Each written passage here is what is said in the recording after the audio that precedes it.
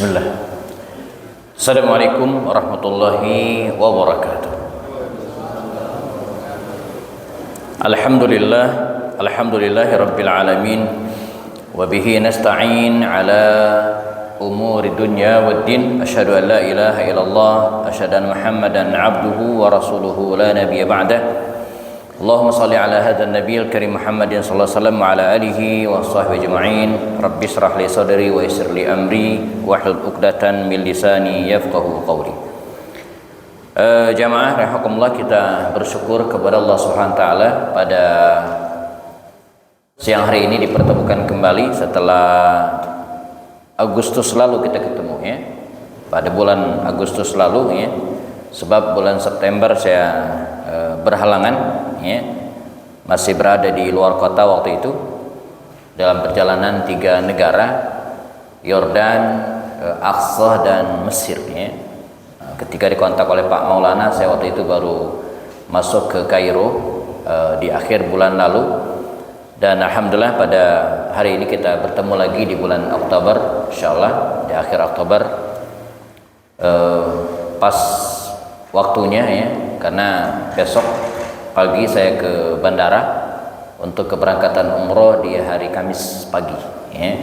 Jadi Kamis pagi mohon doanya saya berangkat ke Madinah ya, 3 hari langsung ke Makkah dan kemudian melaksanakan ibadah umroh. Nanti ada pemberangkatan lagi di tanggal 29 November. Jadi kemungkinan November nanti kita bisa hadir lagi insyaallah, karena pemberangkatannya di akhir ya, di akhir November insyaallah ya. Semoga diberikan kemudahan, dan bagi jamaah yang sedang persiapan sudah mendaftar, lagi nabung, berniat, semoga diberikan kemudahan oleh Allah juga ke tanah suci insyaallah ya, baik laksanakan ibadah haji ataupun ibadah umroh. Baik, jazakumullah. Tema kita hari ini masih bicara tentang sirah nabawiyah ya, sejarah hidup baginda Rasul SAW, dan sengaja dipilih tema ini supaya tidak bentrok dengan tema ustaz-ustaz yang lainnya. Jadi defaultnya resminya gitu kira-kira ya, saya akan menceritakan sejarah hidup baginda Rasul secara berurutan. Dari kelahirannya kita sudah bahas, masa kecilnya ya, kemudian pernikahannya terakhir kita bahas, kecuali ada request dari pengurus ya, memungkinkan kita insert, kita masukkan tema-tema khusus kalau ada ya. Misalnya menyikapi sebuah peristiwa tertentu, Ustadz kita bahas tema ini, saya siap ya. Tapi kalau nggak ada WA dari Pak Maulana ya, saya akan bahas tentang sejarah hidup Rasulullah SAW. Nah, pada pertemuan lalu jemaah kita membahas tentang zawajun Nabi, pernikahan Rasulullah dengan istrinya Khadijah, dan kita juga sudah bahas putra-putri Rasulullah yang kemudian menyerempet pada pertanyaan tentang Habib yang sekarang atau beberapa bulan lalu sempat ramai diperbincangkan ya. Nah, hari ini kita akan masuk ke pembahasan bab baru ya, chapter kedua dari kehidupan Rasul di era Makkiyah, yaitu proses turunnya wahyu kepada Rasul sallallahu alaihi wasallam ya. Saya di awal mungkin pernah sampaikan bahwa secara teori untuk membahas sejarah kehidupan Rasul itu enak ya. Kehidupan Nabi, biografinya itu kita bagi 2. Pertama Makkiyah, Nabi tinggal di Makkah ya. Kemudian Madaniyah, Nabi tinggal di Madinah. Nah, jadi Nabi jamaah hanya mengalami ya, 2 fase tempat kehidupannya, yaitu di Makkah dan Madinah. Nah, jadi Nabi tidak pernah ke Bekasi ya. Apalagi ke Bogor ya, enggak. Jadi kalau ada yang bilang Nabi ke Bekasi, ke Bogor, Jakarta, wah itu hoax, enggak benar ya. Demikian juga dengan para sahabat Nabi. Saya mungkin pernah ceritakan ya, beberapa waktu lalu berseliweran di WA dan nyampe juga ke saya. Karena ada yang mengatakan, ustadz terkenal mengatakan sahabat Nabi Ja'far bin Abi Thalib itu pernah ke Jepara. Emang mirip sih ya, Jafar gitu kan. Tapi setelah saya telusuri nggak mungkin gitu ya, nggak nyampe dia ya. Waktu itu belum ada pesawat, lalu kemudian pelayaran juga belum maksimal ya, seperti yang kita ketahui ya. Jadi itu hoax. Nah, demikian juga katanya Ali bin Abi Thalib pernah ke Garut katanya kan. Kalau ke Garut mesti mampir ke Tanah Baru atau Bogor gitu ya. Tapi ini nggak mungkin. Ya. Beliau meninggal di Kufah dan tidak pernah ke Indonesia. Nah, Rasulullah jemaah, beliau hidup di Mekah itu dari lahir sampai beliau berusia 53 tahun. Ya. Setelah itu Rasulullah hijrah ke Madinah 10 tahun dan wafat. Nah, ketika berada di Makkah ini ya, kita juga bisa petakan gitu kan, bisa bagi kehidupan Nabi ini menjadi dua. Pertama, qabla al-nubuwah, sebelum kenabian, dan ba'dan nubuwah, setelah kenabian. Sebelum kenabian apa maksudnya? Sebelum beliau diangkat menjadi nabi. Ya. Rasulullah ya, hidup sebelum kenabian, sebelum jadi rasul itu 40 tahun. Ya. Abdullah bin Abbas menuturkan ya, bahwa Nabi itu tinggal di Mekah dan diangkat, unzila ilaihil wahyu, turun kepada beliau fi arba'ina min umri, pada usia 40 tahun. Nah, jadi Rasulullah itu menjadi nabi pada usia 40 tahun. Nah, belakangan jamaah ada semacam penelitian dari kalangan sosiologi dan psikologis mungkin juga ya, tentang usia 40 tahun ini. Bahkan di beberapa negara, dan ada bukunya, bahwa kehidupan seseorang itu mulai ya, pada usia 40 tahun. Jadi diteliti manusia hari ini atau secara umum jamaah ya, pada usia 40 tahun itu ya, mengalami puncak kematangan dalam proses perjalanan hidupnya. Ya, jadi pada usia 40 tahun itu diharapkan, saya tambahkan ya, seseorang ya, mengalami atau berada pada puncak kejayaannya, ya, puncak keberhasilannya, start keberhasilannya pada usia ini. Maka kepada teman-teman mahasiswa tingkat-tingkat awal dan juga kepada anak-anak saya sampaikan ya, yang usianya masih belasan atau kemudian 20-an tahun ya, saya sampaikan bahwa tancapkanlah impian, cita-cita Anda ya, fi arba'in, pada usia 40 tahun. Jadi upayakan ya pada usia 40 tahun itu ya udah beres gitu ya. Jangan pada usia 40 tahun kuliah belum beres, kerjaan nggak jelas, nikah belum, wah ya, punya rumah boro-boro, wah ini alamat gitu ya. Sebab dalam penelitian ketika seseorang masuk usia 40 tahun naik dikit Pak, setelah itu kemampuannya akan menurun.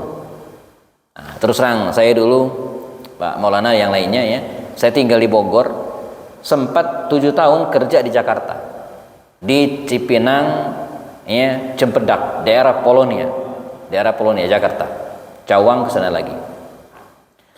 Itu hampir 2 tahun namanya saya bolak-balik pakai sepeda motor. Wah, hebat, kuat. Ya, mengapa? Karena masih muda. Sekarang, wah, jangan coba lagi gitu ya. Jangan coba-coba gitu ya. Jangan kan pakai motor bolak-balik, pakai mobil aja malam udah capean gitu kan. Karena faktor Pak. Enggak bisa bohong gitu ya. Enggak bisa bohong. Jadi malah kalau kita tidak jaga kesehatan ya, pada usia 50 tahun itu akan semakin turun dasusnya. Demikian juga dengan kemampuan yang lainnya ya, kaki, mata ya, telinga mulai turun tuh. Jadi kalau pada usia 40 tahun kehidupan seseorang belum jelas ya, maka kita khawatir gitu ya, jangan-jangan ya nanti dia tidak bisa mengikuti perkembangan dan kebutuhan-kebutuhan hidup lainnya. Jadi saya sampaikan ke teman-teman, tancapkanlah pada usia 40 tahun itu ya kesuksesan Anda. Jadi 40 tahun itu kalau kuliah udah beres. Ya, kalaupun nambah kuliah lagi ya bukan S1, sudah S2 atau S3. Kalau menempuh jenjang pendidikan lagi, pekerjaan udah clear. Dia mau kerja sebagai karyawan ya, atau mau bisnis. Ya, atau pekerja profesional harus jelas. Jangan lontang-lantung nggak jelas. Sudah nikah, punya anak, bagus kalau dia sudah jelas ya, tempat tinggalnya, domisilinya, sudah punya rumah yang tetap ya, bukan kontraktor lagi ya. Rasulullah jazakumullah diangkat oleh Allah SWT pada usia puncak dari kematangan jiwanya, spiritualitasnya, dan juga kemudian pribadinya, 40 tahun betul-betul sudah matang ya. Nah, Eh, Gejala ini atau proses ini ya, diawali dari 3 tahun jelang kenabian. Jadi sekitar usia 37 tahun ya, Nabi itu punya kebiasaan unik. Ya, di mana beliau sudah praktis mengurangi intensitas dan bisnis beliau yang selama ini mungkin sering ke Syam, ke Yaman, bolak-balik. Nah, 37 tahun usia beliau sudah mulai berkurang. Ya, kalaupun berangkat mungkin setahun sekali pada musim panas saja ke Syam atau musim dingin saja ke Yaman. Ataupun kalau tidak beliau menitipkan hartanya, barangnya, dan ingat pada usia 40 tahun itu Nabi sudah sukses. Apalagi di backup oleh istrinya Khadijah radhiyallahu anha yang beliau nikahi 15 tahun sebelumnya. Ya, pada usia 25 tahun usia Khadijah ya. Usia Rasulullah. Nah, beliau menitipkan barang dagangannya ya, kepada kafilah-kafilah Quraisy yang kemudian nanti dia pulang ya membawa keuntungan. Jadi pada usia 40 tahun ini Nabi sudah mulai berinvestasi.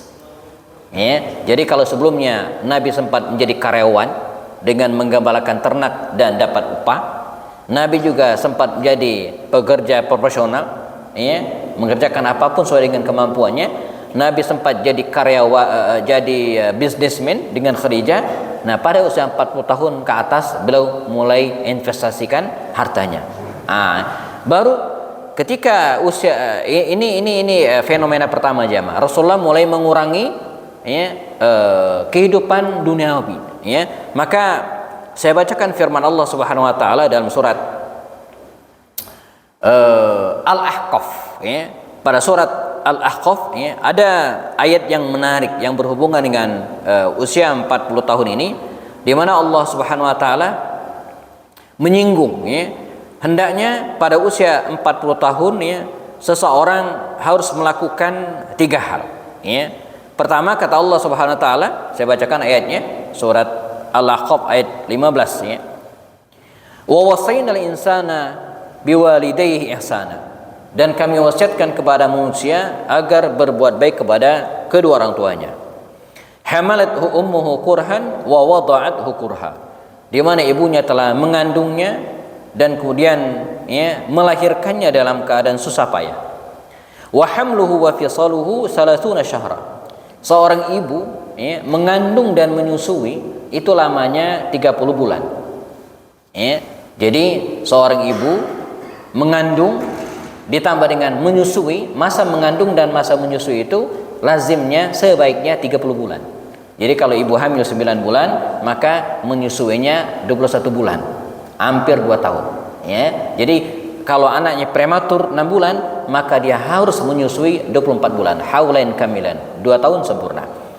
Hatta idza balagha ashuddahu, dan ketika dia sudah mencapai usianya dewasa, wa balagha 40 sana. Jadi Allah menyebutkan jamaah usia 40 tahun itu di Al-Quran.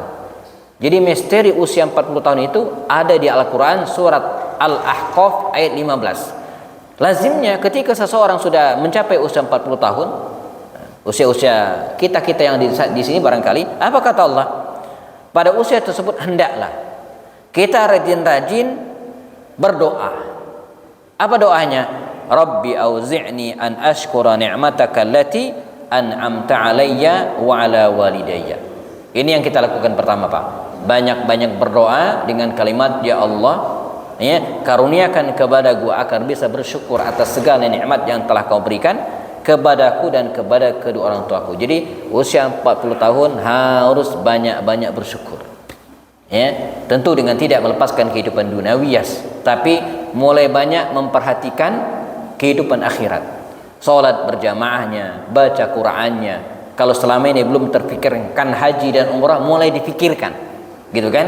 Di usia 40 tahun itu mulai dipikirkan untuk berangkat ke tanah suci. Ya, jangan nunggu 60 tahun baru ya, terfikirkan berangkat. Nanti berangkatnya usia 70 tahun, itu jalan udah susah.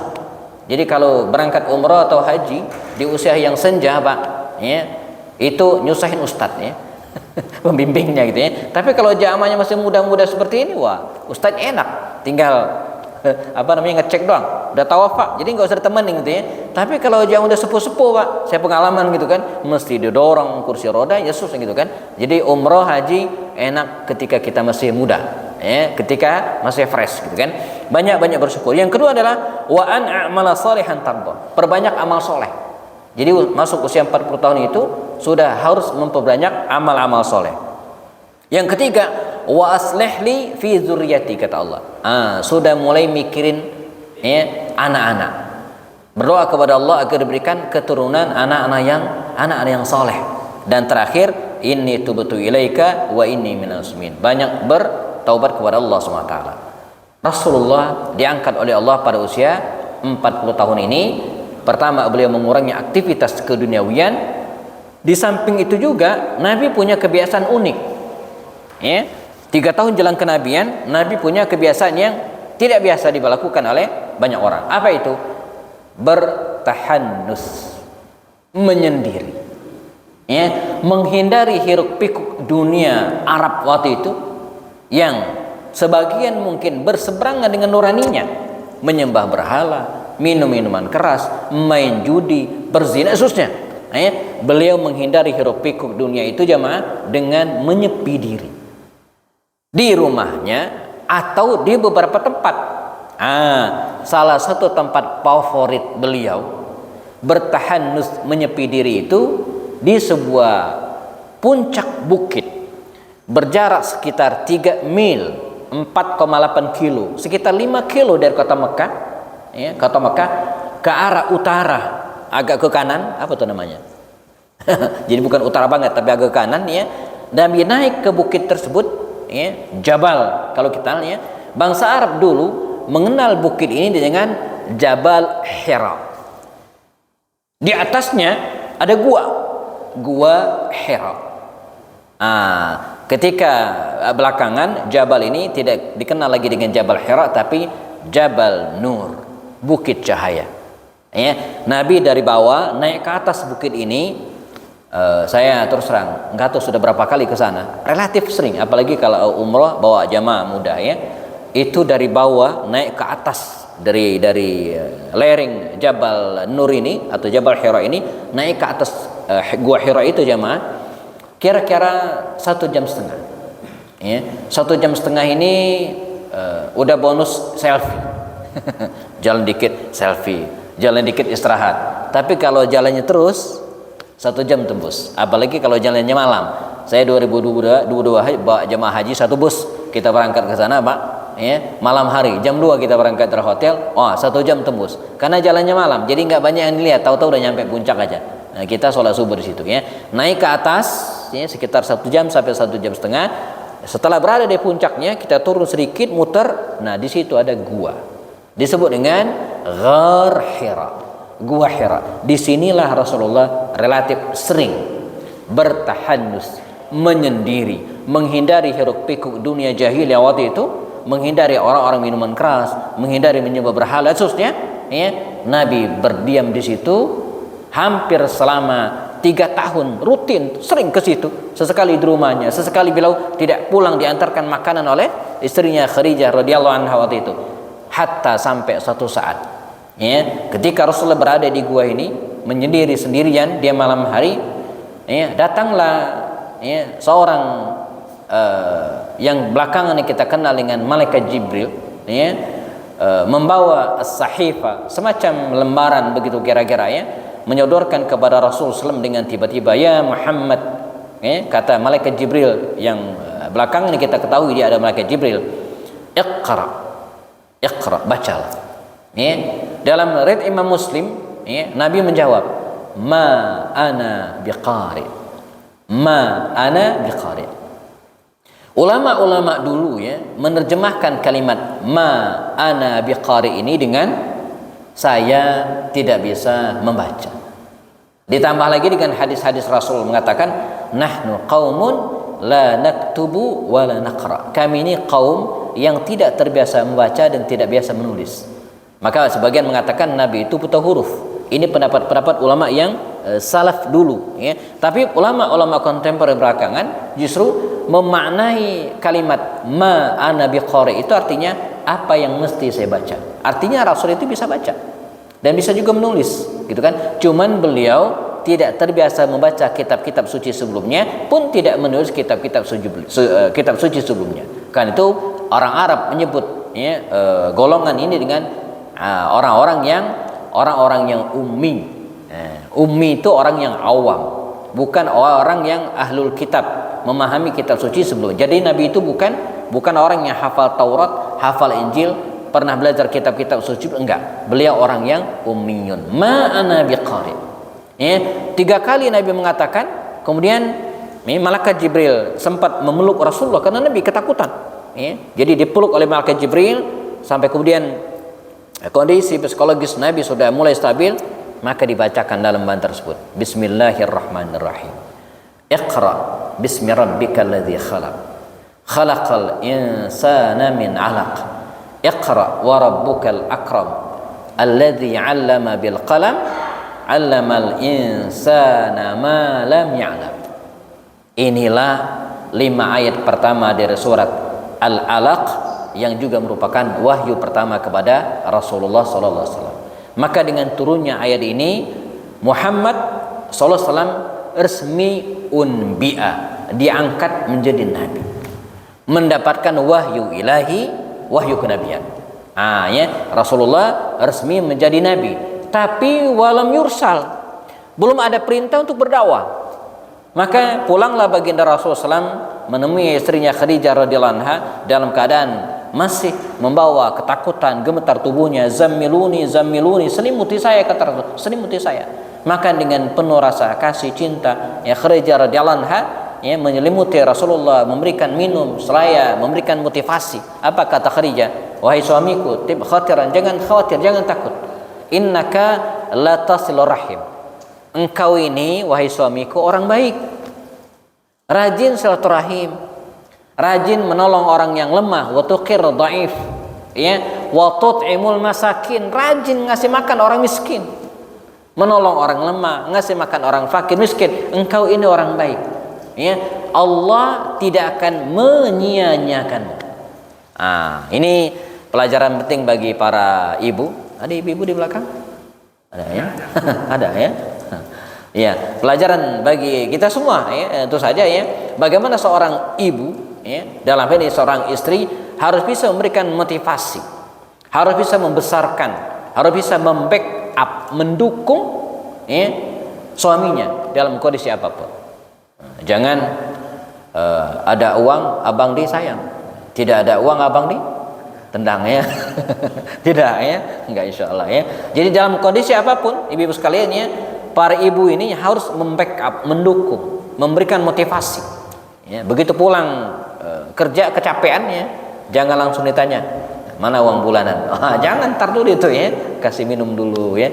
Kalau suaminya suka ngopi, kasih teh kopi dulu ya. Kalau istrinya pintar mijit, pijitin dulu gitu ya. Jadi, nah setelah suaminya pulih sudah, baru kemudian dibicarakan hal-hal yang penting. Maka Khadijah mengatakan, wahai suamiku, ya, engkau ini orang baik. Allah tidak akan menyia-nyiakanmu. Allah tidak akan menyusahkanmu. Ya, maka tidak lama kemudian Khadijah ini mempertemukan Rasulullah dengan salah seorang kerabatnya, masih pamannya, namanya Waraqah bin Naufal. Waraqah bin Naufal ini jamaah salah seorang dari tokoh Quraisy atau orang Quraisy yang selama ini tidak mau menyembah berhala, tidak mau minuman keras, tidak mau berjudi. Dia dikenal dari sekian sedikit orang Quraisy yang hanif, masih menyisakan ya, sebagian dari ajaran Nabi Ibrahim alaihissalam, walaupun dirinya diketahui mengaku beragama Nasrani. Ya, ketika disampaikan hal tersebut, diceritakan Rasulullah bahwa dulu dia di Bukit Nur, Bukit Cahaya, di Gua Hira bertemu dengan ini. Apa kata Waraqah bin Naufal ini? Ya Muhammad, jangan takut. Sungguh yang mendatangimu di Gua Hira itu lahwan namus, itulah an-namus, malaikat Jibril yang dulu sering mendatangi Nabi Musa alaihissalam membawa wahyu. Sungguh engkau akan menjadi nabi akhir zaman, penutup para nabi. Dan saya berjanji, kata Waraqah bin Naufal ini, andai suatu saat ya engkau beritakan ini kepada khalayak ramai dan orang-orang mengusirmu, saya akan menjadi pembela setiamu. Namun sayang, tak berbilang tahun kemudian, Waraqah ini meninggal dunia. Dia wafat sebelum bisa memberikan dukungan dakwah kepada Rasul SAW. Nanti para sahabat bertanya bagaimana status Waraqah bin Naufal ini. Dia beriman kepada Rasulullah, tetapi belum sempat mendukung dakwah beliau, belum sempat banyak ibadah karena keburu meninggal dunia. Apa kata Rasul? Saya melihat dalam mimpi Waraqah bin Naufal ini berpakaian putih. Kalaulah dia masuk neraka, dia tidak akan berpakaian putih. Artinya apa? Waraqah bin Naufal ini kemungkinan masuk surga. Dan saya melihat kata Rasul dalam mimpi bahwa Allah SWT telah menyiapkan baginya jannatan aw jannatain, satu taman atau dua taman surga. Namanya Waraqah bin Naufal. Sementara Rasulullah setelah menerima wahyu yang pertama, surat Al-Alaq ayat 1 sampai 5 ini, terputus wahyu selama beberapa waktu. Tidak ada peristiwa lainnya, sampai kemudian ketika Rasulullah berada di luar, dia melihat seantero alam itu, ada sejenis makhluk bersayap putih menutupi semua pemandangannya. Nabi ketakutan, dia pulang ke rumahnya, dastiruni selimuti saya, kata Rasulullah. Maka ketika Nabi sedang berselimut tersebut, datanglah kembali malaikat Jibril, ya ayyuhal muzammil qumil laila illa qalila nisfahu aw yanqus minhu aw zid alayhi, gitu kan. Turunlah surat Al-Muzammil yang memerintahkan kepada Nabi untuk sholat. Qumil laila illa qalila, sholat malam sekali sehari.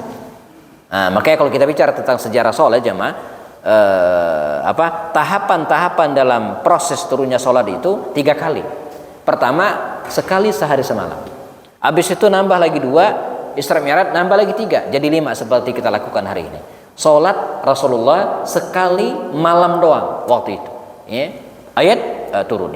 Nah, tak lama kemudian ketika Nabi juga sedang berselimut, datang lagi malaikat Jibril membawa firman Allah SWT, ya ayyuhal muddathir qum fa'anzir wa rabbaka fatahhir wa rujza fahjur wa la tamnun tastakthir, dan seterusnya. Turun surat Al-Mudaththir, ya ayyuhal mudaththir, wahai orang yang menggunakan disar, selimut. Qum, bangunlah. Fa'anzir, dan berilah peringatan.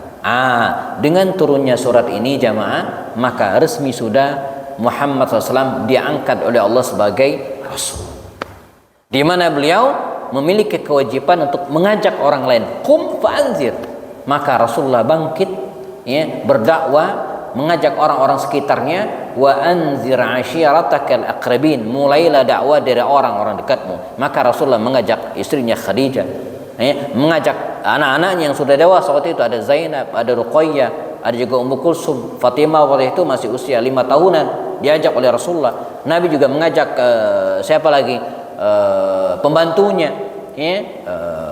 ibu susu Rasul, yang merawat Rasulullah, namanya Ummu Aiman Barakah binti Sa'labah.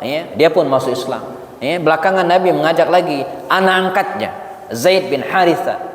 Lalu Nabi mengajak lagi siapa? Ali bin Abi Thalib radhiyallahu anhu. Ini orang-orang circle dekat Rasulullah, dan mereka semuanya memeluk Islam, termasuk 2 atau 3 anak tiri Rasulullah dengan Khadijah, yaitu Hindun, Hala, dan Hindun. Semuanya masuk Islam. Ini berlangsung yang alhamdulillah pada kurun-kurun tahun pertama Rasulullah menerima dakwah, dan tidak dilakukan atau belum dilakukan secara terang-terangan. Dakwah Rasulullah dilakukan secara sirriyan, diam-diam, dari mulut ke apa Pak? Dari mulut ke telinga, bukan mulut ke mulut, mulut ke telinga. Diajak sampai akhirnya, circle atau sekitar Rasulullah ini terus meluas setelah beliau mengajak keluarga intinya, istri, anak-anak, kemudian sepupunya Ali yang tinggal di situ, gitu kan, anak angkatnya. Setelah ini, kemudian dakwah Rasul mulai melebar, tapi masih secara diam-diam. Siapa yang beliau angkat? Beliau ajak Abu Bakar. Abu Bakar ini sahib, kalau bahasa Betawinya itu sahib dekat Rasulullah, orang yang selalu membersamai Rasulullah dalam banyak waktu kehidupan Nabi. Mereka berbisnis bareng ke Syam, bawa barang dagang ke Yaman, bareng terus. Nah, inilah sahabat dekat Rasulullah dan diajak masuk Islam. Luar biasanya jemaah, Abu Bakar Siddiq ini mungkin karena kedekatan dengan Rasulullah, atau mungkin dia tahu persis gitu kan siapa Rasulullah, tidak pernah dusta. Ketika diajak oleh Rasulullah untuk masuk Islam tanpa nanya, enggak nanya sama sekali, enggak konfirmasi, enggak, aslam, dia pun menerima Islam. Jadi kenapa? Karena dia tahu track record Nabi ini enggak pernah dusta, enggak pernah bohong. Begitu diajak masuk Islam. Nah, justru ketika Abu Bakar Siddiq masuk Islam, jazakumullah, ibarat air yang tadi keluarnya dikit-dikit dakwah Rasulullah itu, begitu Abu Bakar Siddiq masuk Islam, seolah-olah keran yang dibuka air tersebut dan meluber kemana-mana. Abu Bakar beda dengan yang lainnya. Kalau yang lainnya masuk Islam sendirian untuk dirinya sendiri, tapi Abu Bakar tidak. Abu Bakar masuk Islam ngajak orang lain. Siapapun yang dia perkirakan akan menerima dakwah Rasul ini, diajak. Termasuk diantaranya Utsman bin Affan. Nah, cerita tentang masuk Islamnya Utsman ini unik. Jadi suatu saat jemaah, di tahun kedua kenabian kira-kira ya, jadi sekitar tahun lebih dikit Rasulullah menjadi nabi, ada undangan pertemuan dari tokoh-tokoh dan sesepuh Quraisy untuk hadir di sebuah rapat besar di Darun Nadwah. Para tokoh diundang semua, termasuk Utsman bin Affan, termasuk Abu Bakar Siddiq dan yang lainnya diundang. Maka berangkatlah Utsman bin Affan ini dari rumahnya menuju ke gedung pertemuan.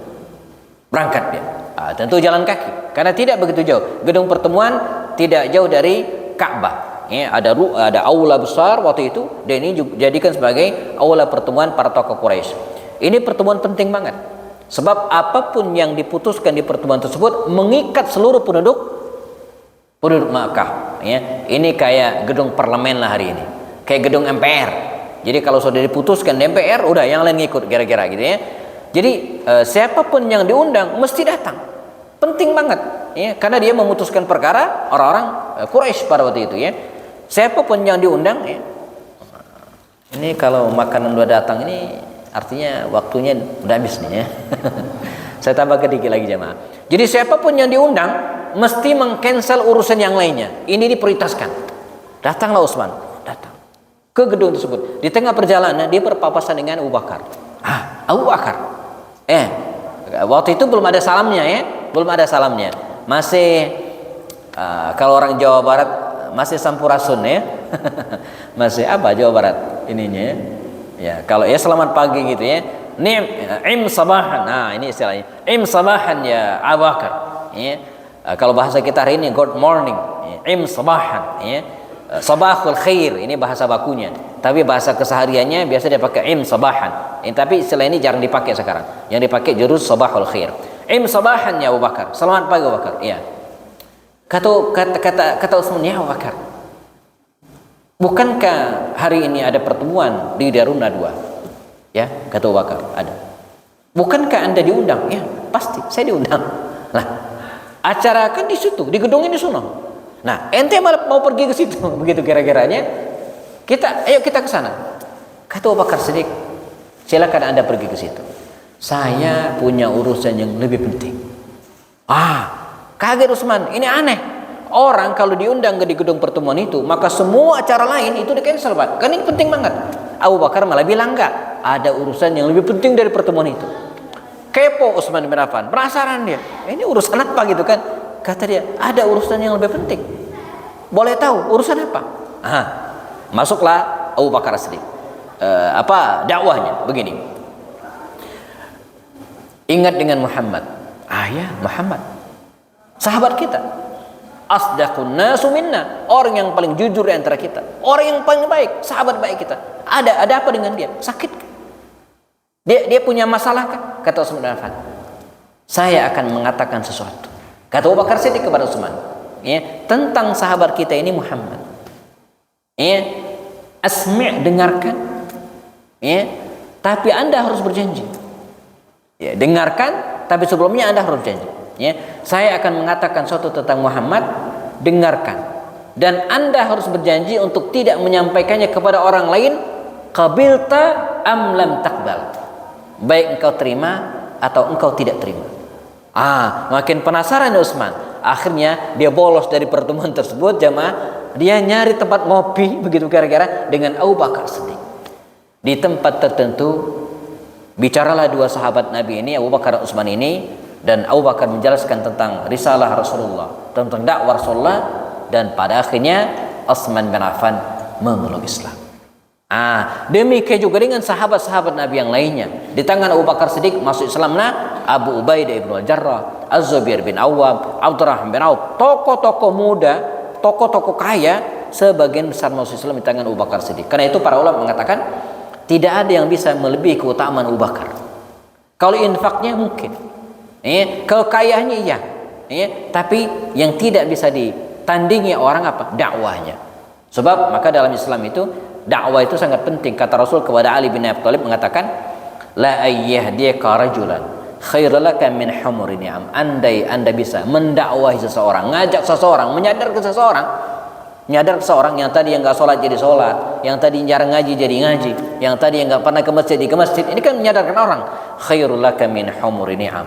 Maka pahalanya, kebaikannya lebih baik daripada Anda mendapatkan kendaraan Fortuner paling bagus, kendaraan mewah sekalipun.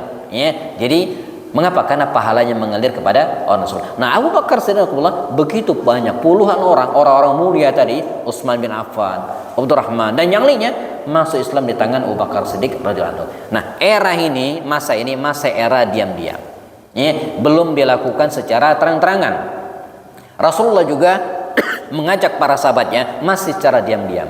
Nah, fase ini berlangsung sekitar 3 tahun lamanya, dan pengikut Rasulullah SAW dicatat oleh sejarah kira-kira 40 orang. Masuk tahun keempat Hijriah, mulai muncul masalah di mana walaupun Rasulullah melakukan dakwahnya secara diam-diam, tapi masyarakat Quraisy, tokoh-tokoh Quraisy, kafir Quraisy mulai curiga. Di antara mereka mulai membuntuti Rasulullah, ngikuti Rasulullah, mulai mengintelin Nabi, menyelidiki Rasulullah SAW, dan akhirnya clear.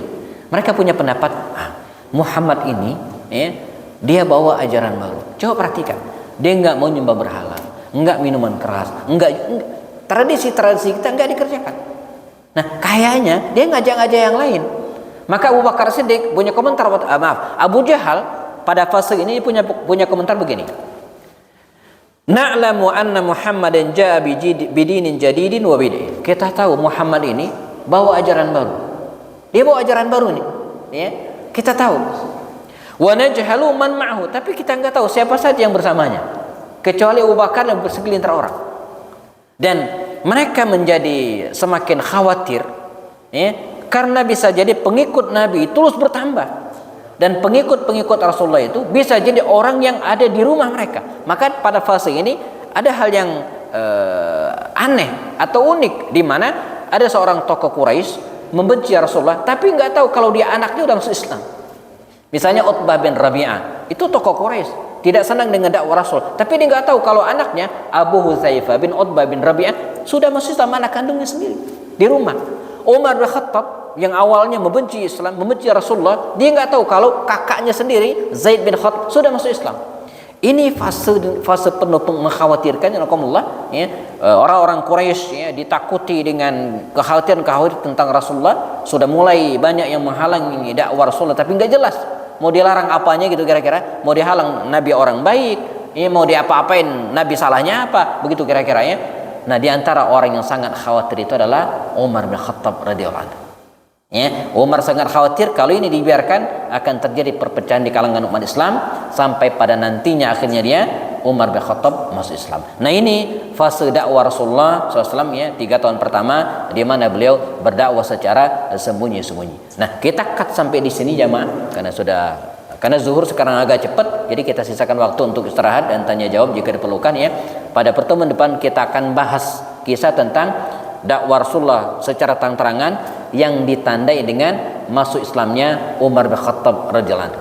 Jadi kisah keislaman Umar ini sekaligus mengubah tata cara dakwah Rasulullah yang tadi dilakukan secara sembunyi-sembunyi, maka begitu Umar masuk Islam, mereka mendeklarasikan dakwah, mendeklarasikan Islam secara terang-terangan, dan tidak sedikit orang Makkah yang masuk Islam pada fase itu ya. Nah, kita cut sampai di sini dan kita sisakan waktu sambil menikmati kue. Silakan ya, jika ada yang ingin ditambahkan, ditanyakan tentang tema kita hari ini atau hal-hal yang berhubungan dengan sejarah Rasulullah SAW, kita punya waktu sampai nanti jam 1 kurang insyaallah. Dipersilakan. Demikian sementara. Assalamualaikum warahmatullahi wabarakatuh. Monggo kalau ada.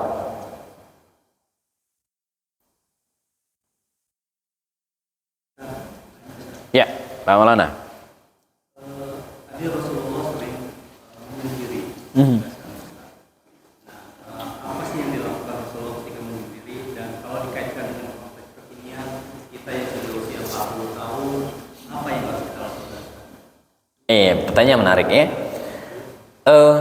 Yang pertama tadi emang sudah sangat sering ditanyakan orang ya. Ustaz, sebelum beliau menjadi nabi dan belum turun syariat, belum ada sholat atau sholatnya baru sekali, belum ada Quran baru dikit yang turun gitu kan Quran kan turun tidak sekaligus ya. Nabi ibadahnya apa begitu kira-kira ya, Nabi ibadah apa ya. Ya, jika kita telusuri masa kecil dan masa remaja Rasulullah SAW ya, beliau tidak beragama atau tidak menganut ya, ajaran-ajaran sebelumnya, di mana tidak seperti Waraq bin Nawfal tadi ya. Cuman beliau dipelihara oleh Allah Subhanahu wa taala ya, dari dosa-dosa yang dilakukan oleh Quraisy waktu itu. Ya. Jadi Nabi tidak minuman keras, mengkonsumsi minuman keras seperti Umar. Umar itu sempat penyuka minuman keras gitu ya. Nabi juga tidak berjudi, tidak juga menyembah berhala. Nah, terhindar dari semua itu. Ya, jadi Allah menjaga Nabi dari perilaku jahiliyah tersebut. Tetapi karena belum ada syariat, Nabi pun belum bisa melaksanakan ibadah-ibadah yang kita laksanakan hari ini, karena memang belum turun. Seperti puasa. Puasa itu kan kapan turunnya puasa Ramadan? Ketika Nabi sudah hijrah ke Madinah tahun kedua, jelang terjadi perang Badar, gitu kan? Jadi di era Makkiyah itu 13 tahun menjadi Nabi, belum ada puasa Ramadan. Nabi cuman ya, puasa 3 hari dalam sebulan. Ya, yang kita kenal dengan Ayyamil Bid. Kalau ini puasa para nabi dari zaman Nabi Adam alaihissalam, puasa Ayyamil Bid itu dilakukan sampai pada kisah Nabi Isa alaihissalam dan Rasul sendiri ya. Jadi ketika Nabi berduduk bertahanus itu, Nabi tidak melakukan, tidak terlacak dalam riwayat Nabi ngapain, nggak ada. Apa Nabi sholat, nggak ada. Apa misalnya ada yang, Ustaz kalau gitu Nabi duduk saja, Nabi berzikir. Apa zikirnya, nggak ada. Ya, dan karena tidak ada riwayatnya, ya kami para ustadz, para penulis yang nggak mungkin ngarang. Oh mungkin Nabi enggak, karena emang nggak ada riwayatnya. Jadi Nabi cuman bertahanus, menyepi diri, bertafakur, duduk gitu kan. Dan uniknya jemaah, kalau kita naik ke gua Hira tadi itu duduk, itu kan gua mungkin ada yang pernah, itu paling karena saya 160-an tingginya masih bisa berdiri. Kalau tinggi 170 itu nggak bisa berdiri Pak. Ya, rendah ininya gitu ya, apalagi yang agak ke dalam. Tapi kalau kita duduk di situ, duduk dan ada lubang kecil, itu kalau kita intip lubang tersebut, maka kita akan lihat tower Zam-Zam. Artinya apa? Nabi duduk bertahan di situ, ternyata beliau mengarahkan pandangannya ke Ka'bah.